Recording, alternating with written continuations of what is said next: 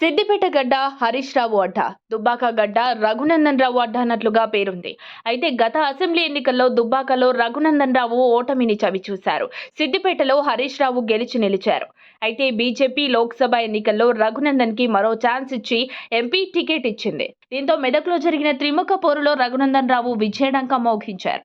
అయితే మొన్నటిదాకా దుబ్బాకలో ఏ పార్టీ వారు వచ్చినా రఘునందన్ రావుకు సహించరు. అలాగే సిద్దిపేటకు ఎవరొచ్చినా హరీష్ రావుకు నచ్చదు. తన ప్రాంతానికి వచ్చి ఎవరైనా సరే ప్రచారం చేసిన క్రమంలో విమర్శలు చేసినా నిప్పుతో చెలగాటమే అన్నట్లుంటారు ఈ ఇద్దరు నేతలు. ఇలాంటి నేతలు ఒకరికొకరు ఎదురెదురు పడితే నిప్పు కణికల్లా బగబగమని వేడెక్కాల్సిందే అని అందరూ అనుకుంటారు. కానీ వాళ్ళందరి అంచనాలను తలకిందులు చేస్తూ వీరిద్దరూ చిరునవ్వుతో ఆప్యాయంగా పలకరించుకున్న ఓ దృశ్యం చూసిన వాళ్ళంతా ఆశ్చర్యపోతున్నారు. సిద్దిపేటలో ఆసక్తికర సన్నివేశం చోటు చేసుకుంది. ఒకే కార్యక్రమానికి సిద్దిపేట ఎమ్మెల్యే మాజీ మంత్రి హరీష్ రావు, రఘునందన్ రావు పాల్గొన్నారు.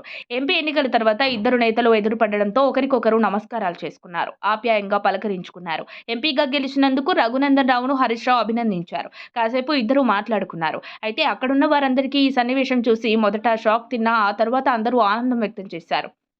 ఎన్నికల్లో ఒకరినొకరు ఎన్ని విమర్శలు చేసుకున్నా ఎదురుపడినప్పుడు ఆప్యాయంగా పలకరించుకోవడం అందరి దృష్టిని ఆ సన్నివేశం ఆకట్టుకుంది. శివపార్వతుల కళ్యాణంలో హరీష్ రావు, రఘునందన్ రావు పక్కపక్కనే కూర్చున్నారు. దీంతో ఆ ప్రాంతమంతా విజిల్స్, చప్పట్లతో మారుమోగింది.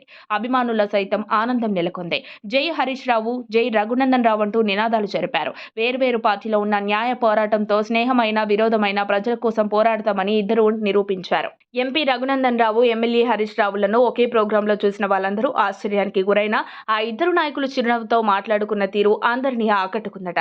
మరిన్ని అప్డేట్స్ కోసం మా కాయ్ టీవీని సబ్స్క్రైబ్ చేసుకోండి. మా వీడియో కనుక మీకు నచ్చినట్లయితే లైక్ చేయండి, షేర్ చేయండి.